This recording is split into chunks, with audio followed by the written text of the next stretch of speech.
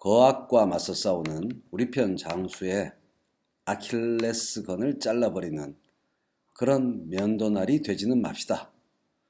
황교안 자유한국당 당대표가 왜 며칠 전에 뜬금없이 장외투쟁을 선포했을까요? 그냥 바보라서? 지지율 관리에 장외 집회가 전혀 기여하지 못한다는 사실을 황교안은 정말 모를까요? 황교안은 목숨을 걸고 투쟁을 결심한 것입니다.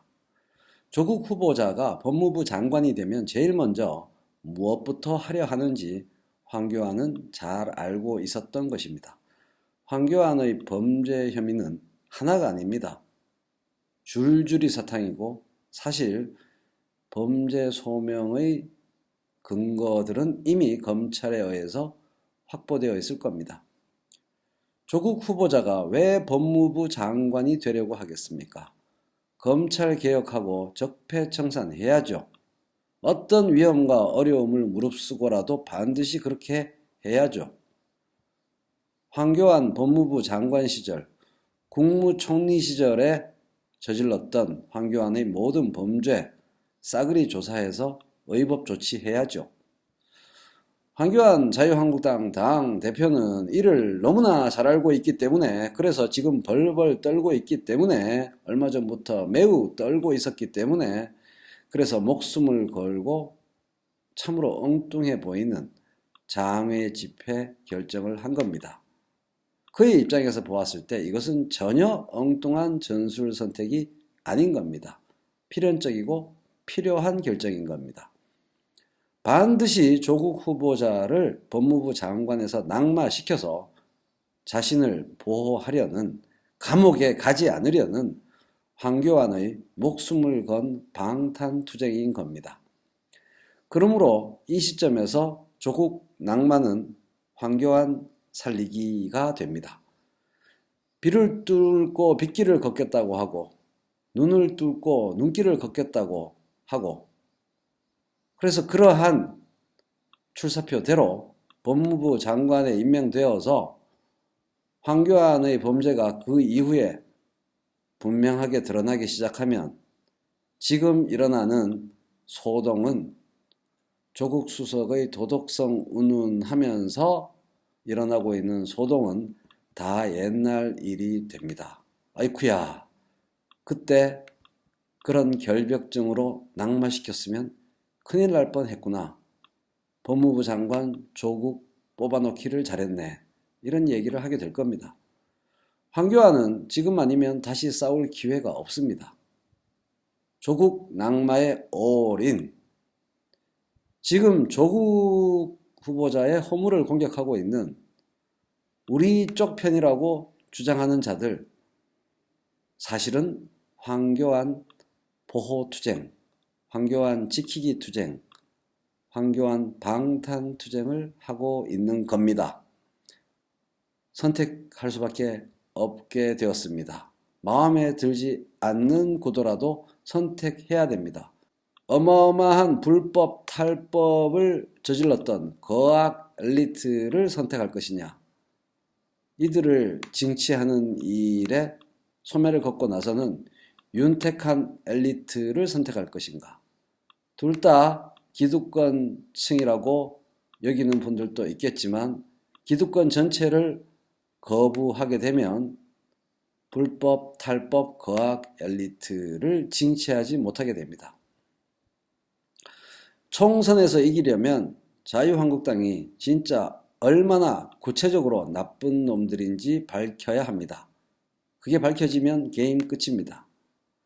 그냥 적폐라고 이야기하는 것과 그 적폐의 구체적인 내막들이 낱낱이 피부로 느껴질 수 있게 구체적으로 드러나는 것은 전혀 다른 차원입니다. 향후에 비가 오면 빗길을 걷고 눈이 오면 눈길을 걸어서 조국 후보자는 어디로 가겠다는 걸까요? 황교안 잡으러 가는 겁니다. 저는 그렇게 생각합니다.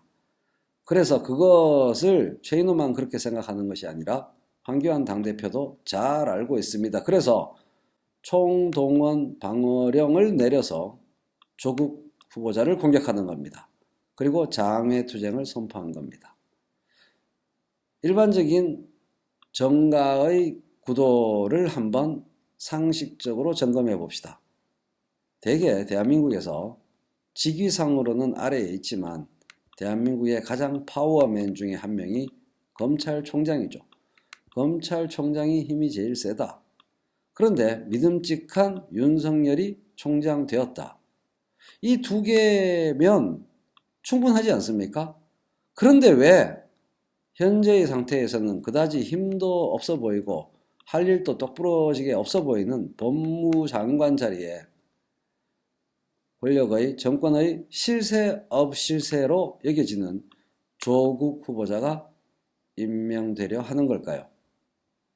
그리고 애초에 황교안은 왜 자유한국당에 입당해서 당대표가 되려고 했을까요? 이 사실들을 융합해 보면 뭔가 그림이 분명해집니다.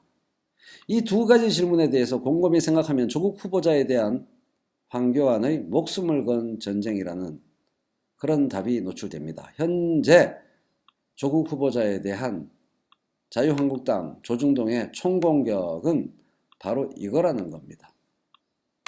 문재인 정부 개각 과정 중의 장관 후보자 1인의 도덕성 평가 문제가 절대 아닌 겁니다. 현재 시국은. 지금 황교안과 자유한국당은 목숨을 건 전쟁을 하고 있습니다. LCT, 해운대 LCT. 도대체 이 거대한 건물이 해운대에 지어지는 과정에서 얼마나 많은 비리, 불법, 탈법이 저질러졌을까요? 그 불법, 탈법의 규모에 비해서 현재 감옥에 들어가고 벌을 받은 사람들의 수는 너무나 적습니다. 박지원 의원은 이렇게 말했습니다. 황교안은 LCT로 무너질 것이다. 박 의원의 말이 맞습니다. 조국 법무부 장관 임명은 황교안에게는 저승사자출두를 의미합니다. 맹탕 집회가 뻔히 예측되는 장외 집회를 왜 황교안이 기획하고 선언했는지 이제 분명해졌습니다. 이제 그 집회는 맹탕 집회가 아니게 되었습니다. 풍부한, 풍요로운 비난과 공격으로 가득한 집회, 공격점이 분명한 집회가 될 겁니다. 황교안은 애초에 자유한국당 입당 목적 자체가 이겁니다. 방탄투쟁입니다. 방탄투쟁을 위해서 정치를 시작한 겁니다. 대통령이 된다거나 자유한국당의 권력을 수복하는 일 따위에는 원래 관심이 없었습니다. 그렇게 바라보아야만 당대표 취임 이후의 온갖 희한한 행보의 의미가 분명하게 보일 거라고 생각합니다. 그의 모든 행동은 감옥에 안 가는 것에 맞춰져 있습니다. 자유한국당은 이렇게 생존을 건 악랄한 최후의 발악, 황교안 방탄전쟁을 시작했는데 이쪽 사람들은 그들의 전쟁을 도와주는 정근대적 대가족주의, 도덕주의, 순결주의, 메리토크라시, 능력위주 사회, 공정사회 만들기, 자성운동 드립을 날리고 있습니다. 도대체가 무엇이 중한디라는 생각이 없는 그런 진보인 듯 진보 아닌 진보 같은 그 세력들은 언제나 우리 편 소중한 장수들이 적을 물리치러 나설 때에 그 뒤에서 아킬레스건을 잘라버리는 면도날 역할을 합니다.